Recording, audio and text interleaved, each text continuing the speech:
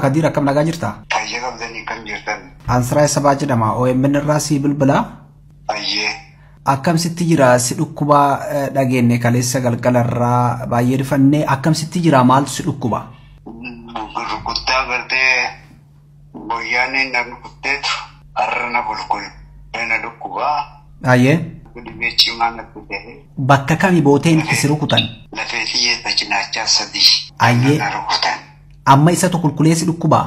Waggaa kudha sagalin na qulqulleetiin obsee deemee jechuudha. Waggaa 19 guutuu si dhukkubaa ture? Waggaa 19 obseetiin deemaami. Waggaa cabsinee booda laqabsoodhaa miti. Amma haalli keessa jirtu akkam ree wal'aansa argataa jirtaa? Wal'aansa seenaa godhaa jiranii. Ayyee. Wal'aansa namni wal'aansa gartee na godhaa jiran wal'aansa na godhaa jiranii wal'aansa kana maran jittu na godhaa jirti. Ayyee.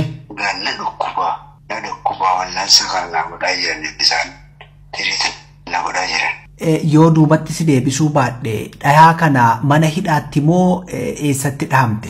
Yeroo hedduu rukutamaan wanni ningaa hojjedhus iccitii baasiidha.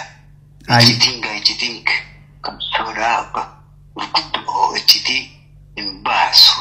Abbammaan iccitii tanaatu waan hamaan ta'eef iccitii gartee baasuu fi baasuu dhabuu irratti. Ayyee. Dhugaa dubbachuu fi dhugaa dubbachuu dhabuu irratti akkanuma kaaniituma na caccabsan dameeti kan na tumaa baashe. Amma cinaachi kee kan bitaati moo kan mirgaati kasi miidhame? Kan bitaa. Amma UK hospitaala kamitti wal'aanamaa jirta?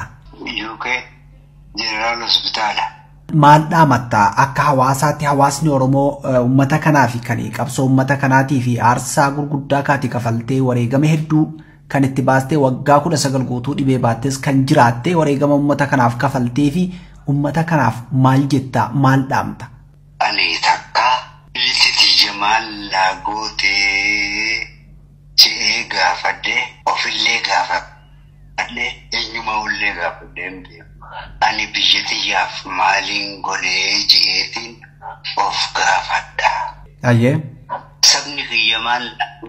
Sabni kiyyamaan na godhee je'ee takka gaafii kana of gaafadhee hin beeku. Ani maaliin saba kiyyaa godhee malee. I am human ittiin amana. I love human jechuuttiin amana. Mirga dhala namaa kamuu Oromoo waaniin Oromoon hin qabne Oromoo ta'uu hin feene hunda sabni kamuu akka ta'uu hin feene.